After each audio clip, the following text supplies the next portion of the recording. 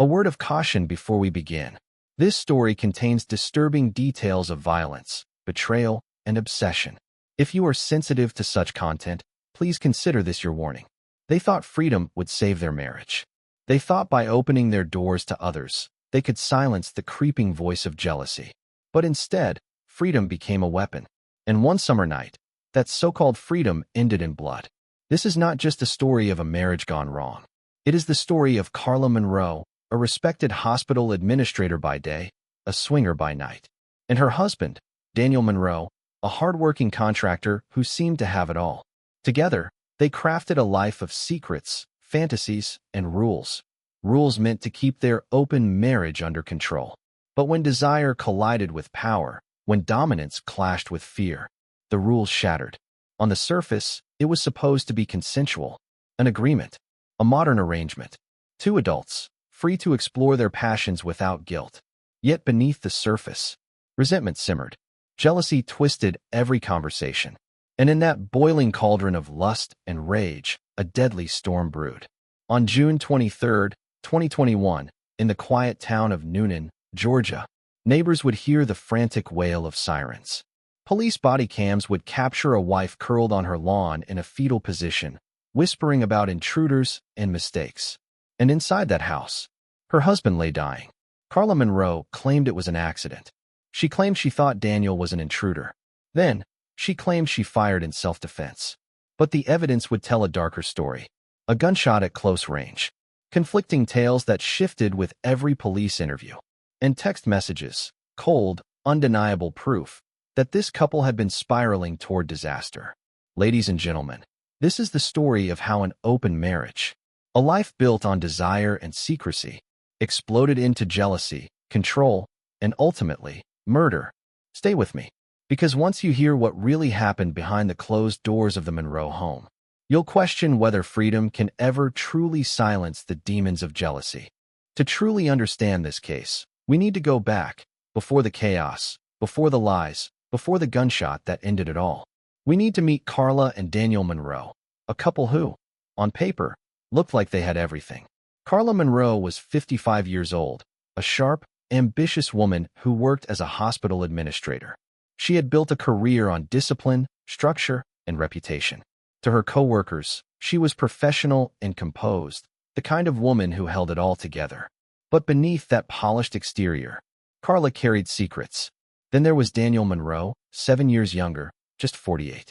Rugged, hard-working, and respected in his community. He owned a demolition and road grading company, a business he had built with his own hands. His adult son often worked beside him, sweating through long days under the Georgia sun. Daniel had been through a divorce. He knew what it was like to see a marriage collapse.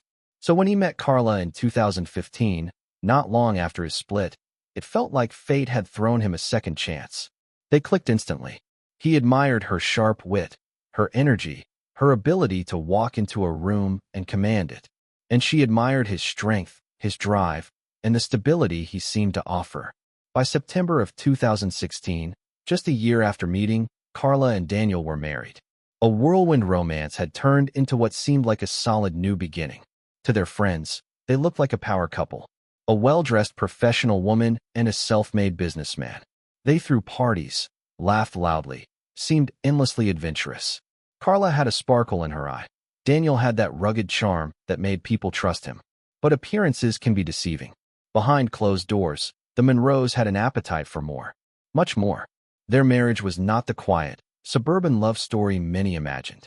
Instead, it was laced with thrill-seeking, risk-taking, and boundaries pushed to the edge. They experimented. They brought others into their bed. What started as curiosity became a lifestyle. They joined the swinging scene, hosted what they called playdates, wild nights with multiple partners, with rules only they seemed to understand. This was not a couple afraid of taboo. They leaned into it. But even in their world of freedom, even in this lifestyle they claimed was built on consent and trust, an uncomfortable truth lingered. One of them wanted this more than the other. Carla often played the role of the submissive. Daniel, the dominant. That was their dynamic, at least in public. But friends would later wonder, was Carla truly consenting to all of it? Or was she swept into Daniel's desires, afraid to lose him if she said no? Others speculated the opposite, that Carla was the one pushing boundaries, stretching the rules, testing how far Daniel's pride and patience could go. Whichever it was, one thing became certain. This marriage was not built on balance. It was built on control, and control never stays peaceful for long. In those early years, though, no one outside the relationship saw the cracks. The Monroes kept up appearances. Carla held on to her career, desperate to protect her reputation. Daniel poured himself into his business, proud to work alongside his son. But in the shadows of their home, every playdate, every late-night text, every whispered lie added fuel to a fire that neither of them could control. The Monroes believed their open marriage could shield them from jealousy. But instead, it only magnified it. And by the time 2020 rolled around, that jealousy would no longer stay hidden. It would become the storm that consumed them both. At first, it was thrilling. A secret world few dared to enter. The Monroes weren't just husband and wife anymore. They were explorers, navigating a world of open doors, whispered invitations, and forbidden pleasures.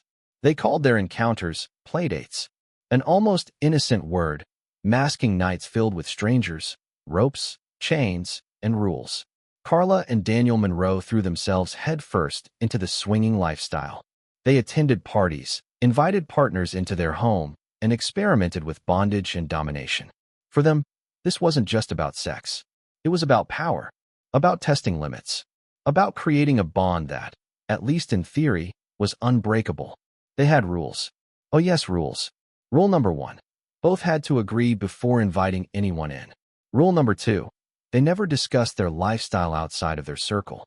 Secrecy was everything, especially for Carla, whose hospital career could shatter if word ever got out.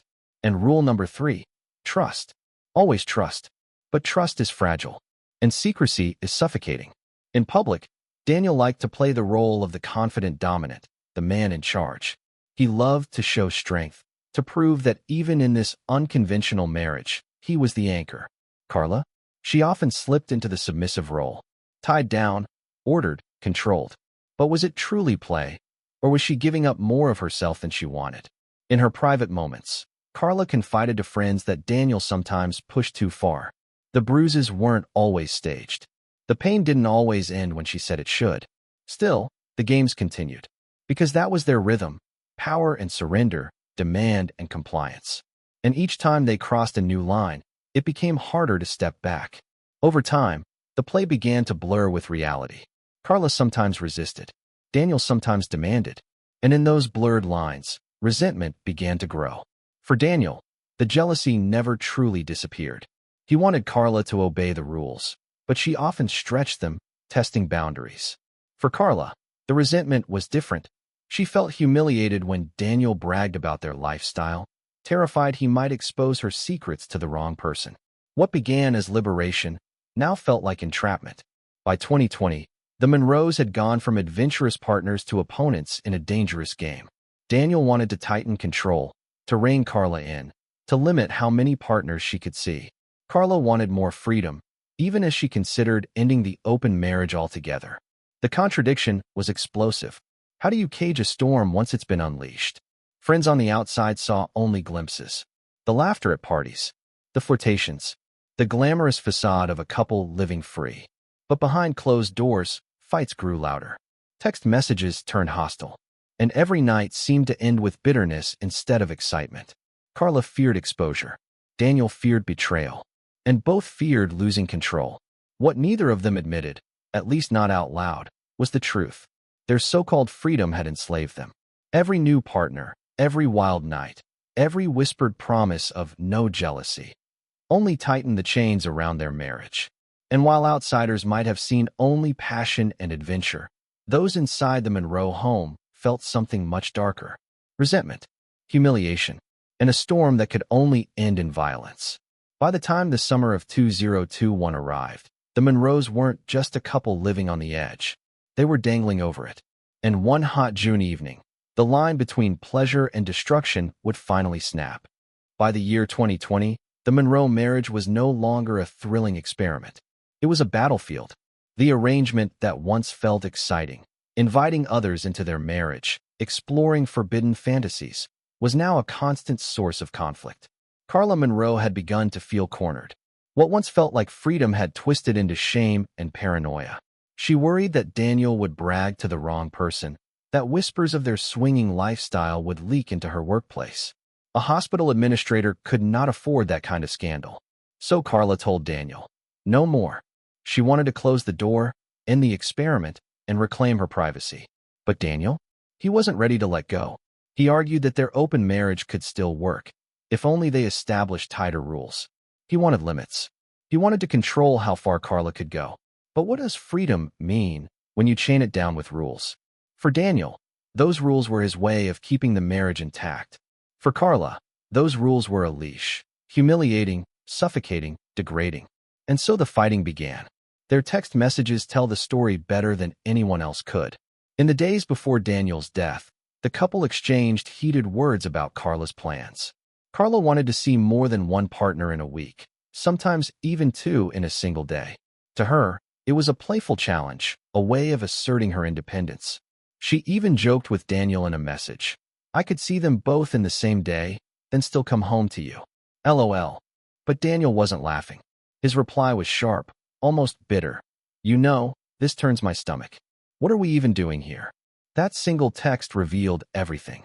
For all his posturing as the dominant, confident husband, Daniel was eaten alive by jealousy. The contradictions tore them apart. Carla was pressing for freedom, sometimes even daring Daniel to call her bluff. She would say she wanted out of the open marriage, but then push its limits harder than ever. Was it rebellion? Was it desperation? Or was she daring him to end it first? Daniel, meanwhile, clung to the lifestyle but wanted to rewrite the rules. He wanted to be the one in control, the gatekeeper of how open their marriage really was. Freedom wasn't freeing them, it was breaking them. There was another wound festering between them. Carla had discovered that Daniel had vented to a friend about their troubles. For a woman so protective of her professional image, this was betrayal. She demanded that Daniel take screenshots of his conversation, proof of what he had said. He refused. In Carla's eyes, this wasn't just about trust. This was about exposure. She believed Daniel's loose lips could destroy her carefully constructed reputation. The fights became relentless. Her fear of shame, his fear of losing control. And underneath it all, two people who no longer trusted each other, who no longer believed the other was truly on their side. It is here that we see the cracks widen into chasms. Carla claimed she was the submissive, forced into situations she didn't enjoy, battered by a husband who pushed BDSM too far. Daniel's friends, on the other hand, saw him as the frustrated one, jealous, humiliated, unable to rein in a wife who no longer respected the rules. Which version was true? Perhaps both. Perhaps neither. But one truth was undeniable. This marriage was on fire. By June of 2021, the Monroes were a couple living in the shadow of their own destruction. Carla felt trapped between humiliation and rebellion. Daniel clung to control with both fists, even as it slipped away. Their love had turned into a tug-of-war, each pulling harder, neither willing to let go. And on June 23rd, all of that tension, every text, every betrayal, every bitter argument, would erupt in the most violent way imaginable. Because by then, the cracks in their marriage were no longer cracks. They were fault lines. And the earthquake was coming. June 23rd, 2021. A hot, heavy summer evening in Noonan, Georgia. On the outside, it was just another quiet night in the suburbs.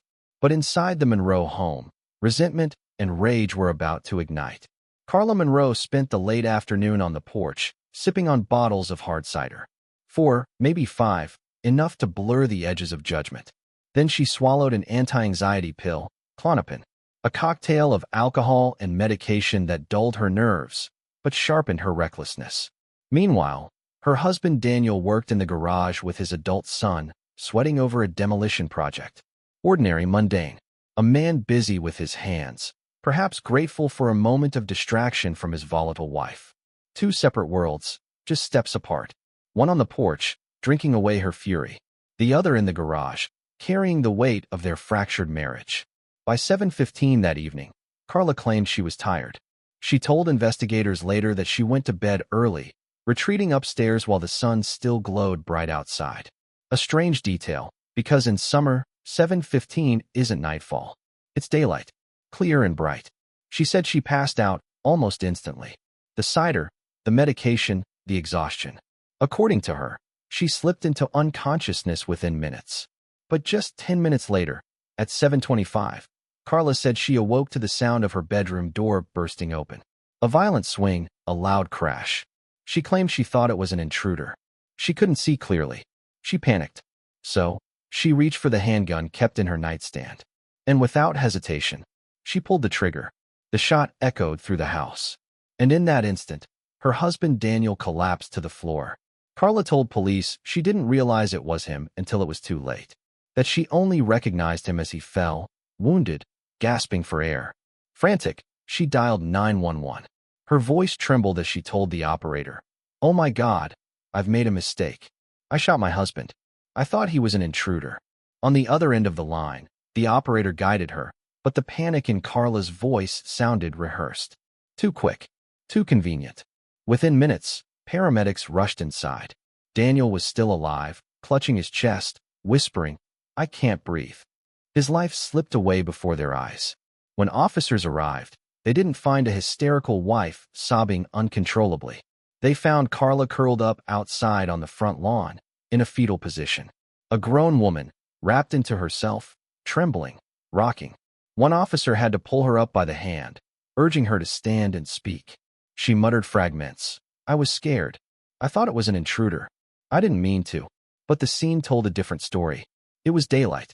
The shot had been fired at close range, so close, in fact, that medical examiners later determined the barrel of the gun was pressed against Daniel's body, or nearly so.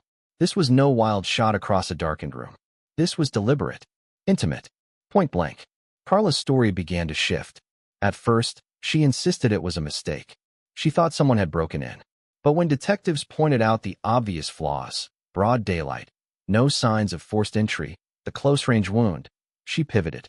Now, she claimed she shot Daniel in self-defense. She said he had dragged her out of bed, that he was angry, violent, and she had no choice but to fight back. She even added another detail, that she fired a warning shot first, that Daniel retreated, furious, before charging at her again. Only then, she said, did she fire the fatal shot. But the evidence didn't line up. There was no warning shot lodged in the walls. No distance between them.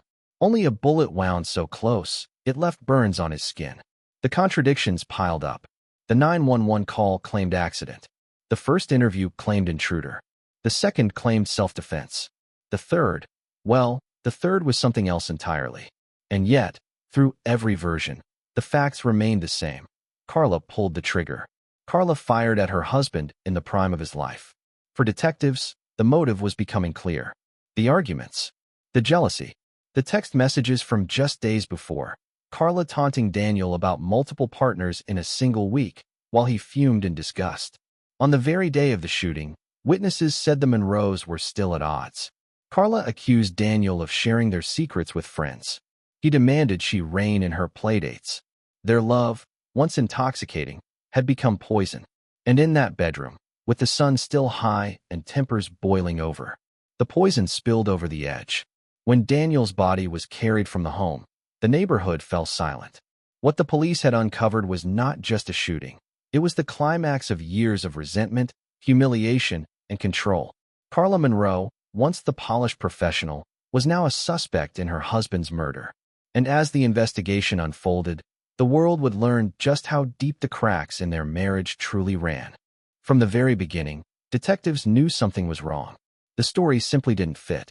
Carla Monroe claimed she had gone to bed at 7:15, fallen asleep instantly, and was awakened by a sudden burst of her bedroom door. She claimed she fired in panic, believing an intruder had broken in. But let's think about this carefully. 7:15 p.m. in late June? It's not midnight. It's not even dusk. It's bright summer daylight. Anyone awake, anyone sober, could see clearly. And then there was the gunshot itself. The forensic report revealed the bullet wound was fired at extremely close range. The skin around Daniel's wound bore the telltale marks of a muzzle pressed directly against him, or just inches away. This was not a blind shot into a dark room. This was deliberate. Face to face, detectives pressed Carla.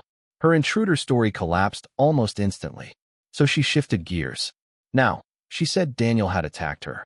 She said he dragged her from the bed, furious, and that she managed to break free. She claimed she grabbed the gun from the nightstand, fired a warning shot, and then pulled the trigger again when he charged. But there was no warning shot. No stray bullet in the walls, ceiling, or floor. Just the one that pierced Daniel's chest at point-blank range. When confronted, Carla pivoted again. This time, she admitted she knew it was Daniel, but insisted she shot him in self-defense. For detectives, it was a familiar dance, a suspect reshaping their story, searching desperately for a version that might stick. But the evidence always told the truth. There were the text messages, recovered from both their phones. Just days before the shooting, Carla had pushed the limits of their open marriage. She asked Daniel's permission to see another man. When he questioned it, she laughed it off with a text. "I could be with both of them in the same day, then still come home to you. LOL. To Daniel, it was humiliating. He replied, "This turns my stomach. What even is this anymore?" That single exchange showed detectives the heart of their conflict. Daniel's pride was wounded. His jealousy was boiling. And Carla, whether intentionally or not, was provoking him. There was more. Carla had demanded Daniel show her screenshots of private conversations he'd had with a friend about their marriage. He refused. She feared exposure, feared her reputation being destroyed if their secret life leaked. That night, investigators believed, the tension finally erupted. Carla wasn't the terrified wife she painted herself to be. She was the one holding the gun. And Daniel Monroe, unarmed, blindsided, became the victim. Police bodycam footage only deepened suspicions. When officers arrived, Carla wasn't frantic with grief. She wasn't clinging to her husband's side, screaming for him to live. She was on the lawn, curled into a fetal ball, silent, detached, almost rehearsed. An officer had to physically pull her up by the arm and guide her to speak. Her voice wavered, her words inconsistent. First accident, then intruder, then self-defense. But not once, not in the house, not at the station, did she break into tears. One officer later testified, "She never cried. Not once in the entire hour I was with her." To the prosecution, this was damning. But defense attorneys would argue differently. They would claim people react to trauma in unpredictable ways. Not everyone sobs. Some go numb. Some shut down. Still, detectives trusted the science. And the science was clear. Daniel Monroe had been shot at point-blank range. The autopsy confirmed the grim details. The angle of the wound. The burns around the entry point. The lack of defensive injuries on Carla's body. Daniel had not been in a struggle when he was shot.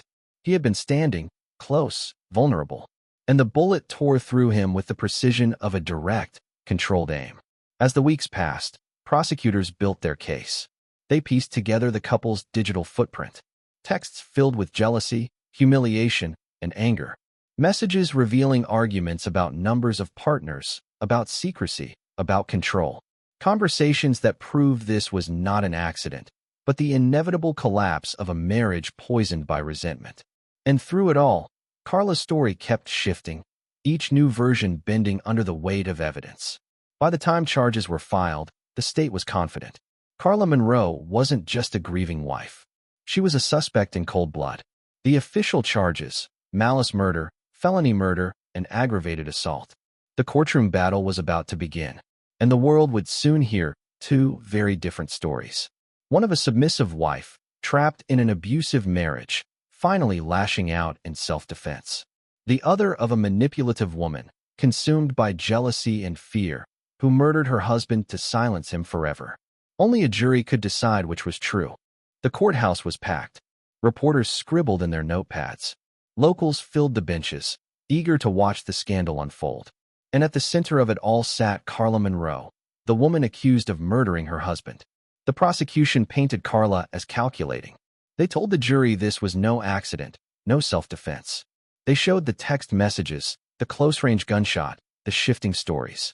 She knew exactly what she was doing, the prosecutor declared. She lured her husband into an argument, then silenced him forever. She didn't want him talking about their lifestyle. She didn't want him humiliating her. So she shot him, point blank, in his own bedroom. The words were sharp, deliberate. The evidence stacked like bricks. But the defense fought back hard. They painted Carla as the submissive, the one controlled and dominated by her husband. They told the jury about Daniel's alleged violence, the bondage that went too far, the bruises, the choking, the games that crossed the line into abuse. Carla herself took the stand. Her voice trembled as she spoke of fear, of humiliation, of pain. She said Daniel had grown increasingly aggressive, that he demanded more, pushed harder, ignored her boundaries. She told the jury about a time he yanked her leg out from under her on the porch steps, causing an injury so severe it required surgery. She spoke of being slapped, choked, bruised, and of begging him to stop. "I wasn't trying to kill him," she said softly. "I was trying to save myself." For some jurors, her testimony resonated. They looked at her not as a cold-blooded killer, but as a woman trapped in a violent relationship, cornered with no way out. Others, however, saw through her words. They saw her shifting stories, her lack of tears, the damning evidence of a point-blank gunshot. They asked, if this was truly self-defense, why didn't her injuries match? Why did her story keep changing? The jury deliberated for hours, then days. But no matter how long they debated, they could not agree. Some believed Carla was guilty of murder. Others believed she had acted in desperation. The result, a hung jury. The first trial ended without a verdict. Carla's face remained unreadable as the mistrial was declared. Some saw relief in her eyes. Others thought they saw smugness. For Daniel's family, it was devastating. They had sat through every testimony, every gruesome detail, waiting for justice. And now, nothing. No closure, no conviction, just silence, and the looming shadow of another trial. But prosecutors were not about to let this case slip away. They regrouped. They studied every weakness in their presentation, and they prepared to bring Carla back to court, this time determined not to leave without a guilty verdict. Because in their eyes, Carla Monroe wasn't a victim. She was a murderer, and in the next trial, they would make sure the jury saw that too. The second trial began just months after the first, and this time, prosecutors came armed with sharper blades. They had studied the hung jury, the doubts, the cracks in their case. Now, they were ready to cut straight through Carla Monroe's defense. The prosecution told the jury, "This is not the story of a battered woman. This is the story of a manipulative wife who killed her husband in cold blood." They highlighted Carla's ever-changing stories. First an intruder, then an accident, then self-defense, each version collapsing under evidence, each one shifting like sand beneath their feet. They replayed the 911 call, the calm tone, the convenient words. "I made a mistake. I thought it was an intruder." They showed the police body cam footage, Carla curled in a ball on the lawn, detached, almost rehearsed. And then they brought in the science. The close-range gunshot, the burns around the wound, the lack of defensive marks on her body. Evidence that screamed, deliberate, not defensive. The defense tried to counter. Once again, they painted Carla as submissive, trapped in an abusive marriage. They claimed Daniel was the dominant partner, the one pulling the strings. Carla herself took the stand again. Her voice broke as she described the pain, the bondage that had gone too far. She spoke of bruises, choking, humiliation. She told the jury she feared for her life. But this time, prosecutors were ready. They pulled out Facebook messages Carla had written, messages where she bragged about being in charge, declaring, "The women are in control." It was the perfect contradiction. On the stand, she called herself submissive. On social media, she called herself the one with power. Which Carla was telling the truth? The jury didn't believe either. Witnesses were brought in. Friends testified that Daniel had confided in them, frustrated with Carla's behavior, embarrassed by her mockery. Text messages were shown again. Carla pushing the limits, taunting Daniel with her plans to sleep with multiple men in one day. Daniel responding with disgust. The prosecution's narrative was simple. Carla wasn't afraid of Daniel. She was furious with him. And when the tension boiled over, she pulled the trigger. This time, the jury didn't hesitate. They deliberated. They weighed the stories, the evidence, the contradictions. And then, they returned with a verdict. Guilty of malice murder, of felony murder, of aggravated assault. Carla Monroe, once a respected professional, once the woman who claimed she was the victim, was sentenced to life in prison without the possibility of parole. Daniel's family wept, some in relief, others in sorrow. Justice had come, but it could never bring him back. Carla showed little reaction as the sentence was read. No sobs. No pleas. Just the same hollow stare she had worn since the day of the shooting. For the prosecutors, it was vindication. For the defense, it was defeat. For the jury, it was closure. And for the world, it was a haunting reminder that jealousy, control, and resentment can twist even the wildest promises of freedom into a cage of blood and death.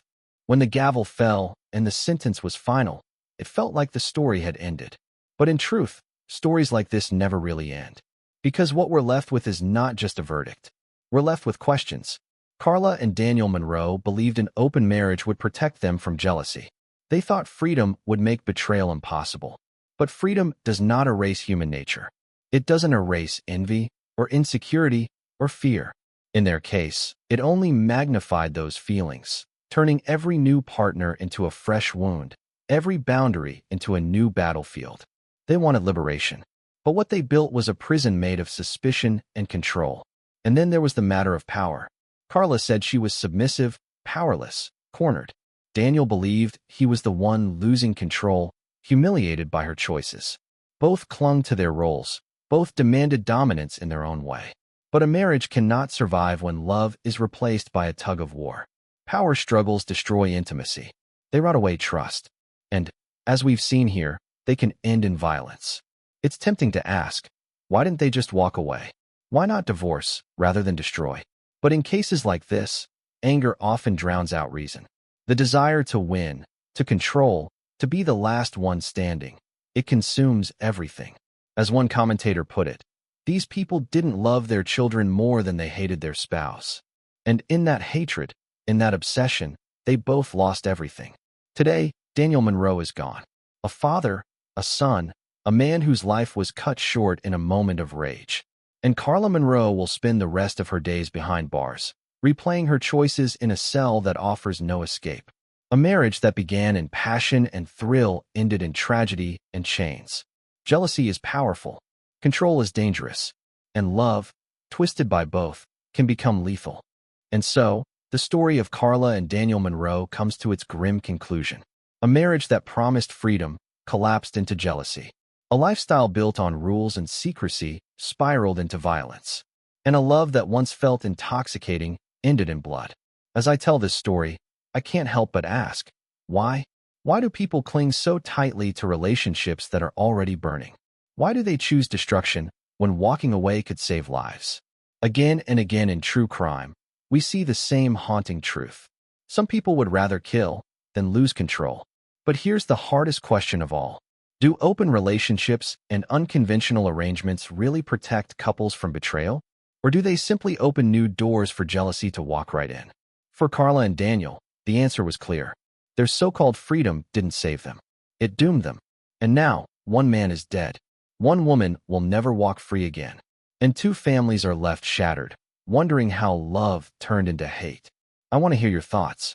Do you believe Carla was truly a victim of abuse? Or was this cold-blooded murder? Could this tragedy have been prevented if either one of them had simply walked away? Leave your thoughts in the comments. Because stories like this are not just about crime. They're about the choices we all make in love, in anger, in desperation.